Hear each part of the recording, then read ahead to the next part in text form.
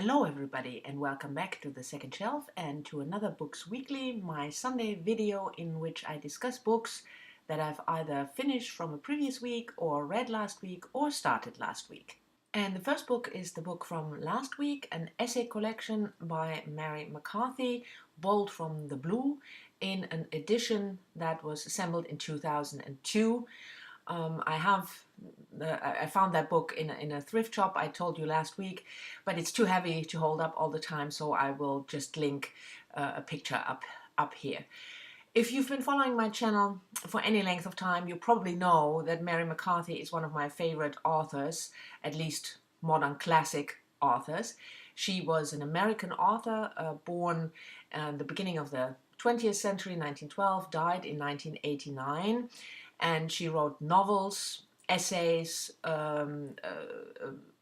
memoir from her childhood, a Catholic childhood. Her most famous novel is probably The Group, about a group of women in the 50s.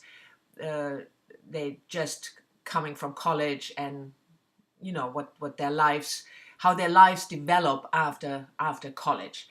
I love The Group, but I also love her essays and her more political essays, because she was also a political activist.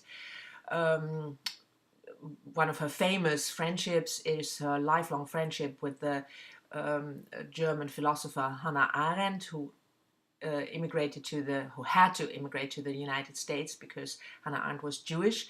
In the 1930s she immigrated. And I could go on gushing about Mary McCarthy for hours, but I thought maybe if you're interested to hear more about her and her work, maybe I'll do an author gush video. So let me know down below in the comments whether you'd be interested in something like that. Bolt from the Blue, as I said, is an essay collection beginning in the 1960s until the early 1970s, mainly essays about theater productions and literary criticism. And I find her writing so engaging and funny at times, and really, in-depth analysis of a play or a book. And what I find especially interesting when you read essays from, some time ago, literary essays, you'll find book reviews for books that you now consider modern classics. So, for instance, in Bolt from the Blue, there is an essay titled Bolt from the Blue about Nabokov's novel Pale Fire, which was published in 1962 for the first time. And Mary McCarthy could look at the book as a new release, something that we can't do anymore now. If we read Pale Fire now, we probably heard about the book. We will Google it before we read. So it's interesting to see how the book was perceived from a first reader. So anyway, if you like to read really intelligent critical essays about theater and books and literature, then Bolt from the Blue is a recommendation. And after so much intelligent reading, I just needed something for entertainment purposes, and I found this in a secondhand bookstore, my favorite secondhand bookstore in Amsterdam, the Book Exchange. Only carries English language books. Drowning Ruth by Christina Schwarz. Christina Schwarz is a contemporary American author who has at the moment I think 5 or 6 novels out. This was published in 2000 and it was her first book. It's about a woman called Amanda. It starts in 1919, just at the end after the First World War, when Amanda, who was a nurse in the war, comes home to the rural family house situated at a lake to recuperate. And with her lives her sister Mattie, and Matilda's daughter Ruth. The husband Carl is still in a hospital because he was injured in the war, so he's not home. And the book opens more or less after a couple of pages when, after a couple of months that Amanda is home, Matilda goes missing and she is found dead, drowned in the icy lake next to the house. So the book is asking as a central question what happened to Matilda the night she died.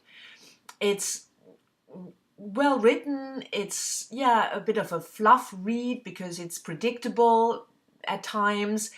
But if you need something just, to entertain yourself, to read something nice, quote unquote, because it's about a murder, so it's not a nice topic.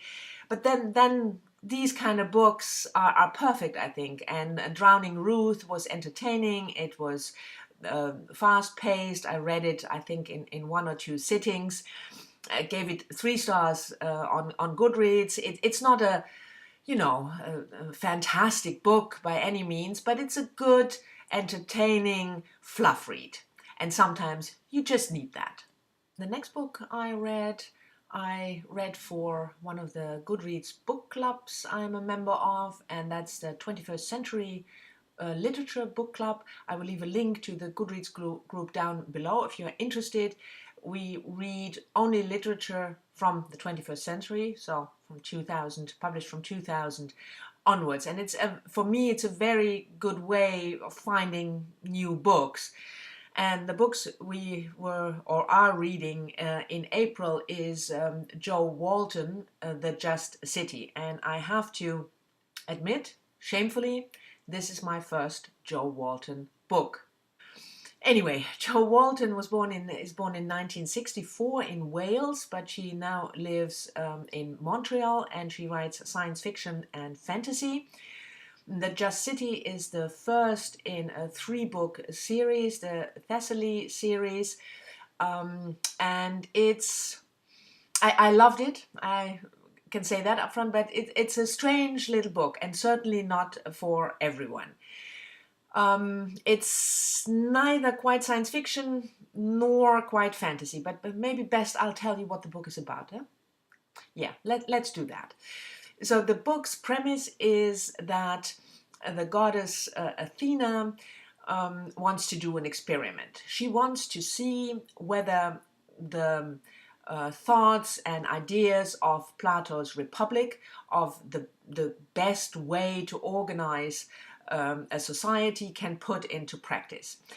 So from various centuries, people who are engaging in Plato's Republic, in the reading of Plato's Republic, and who wish they could live in a republic like that, are snatched from their lives and transported in time on an island where Athena is setting up this new society. So you have people from all kinds of times.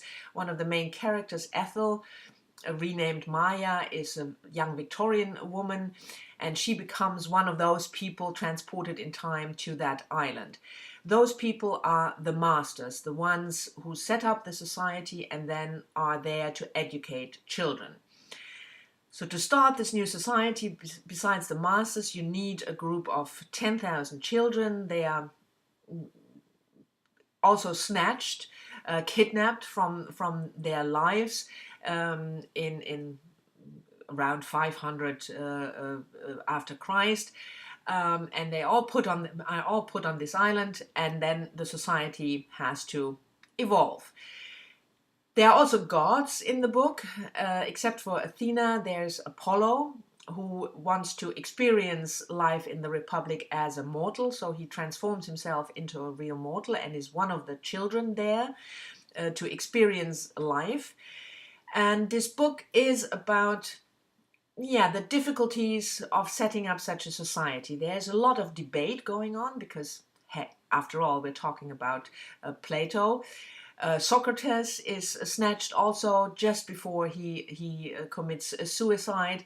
So you have the Socratic method engaging in debate, but you also have the coming of age of the children, especially a young girl, Lucia, who is renamed Simea, her experiences from, 10, 11 years old until she's 16, 17, 18.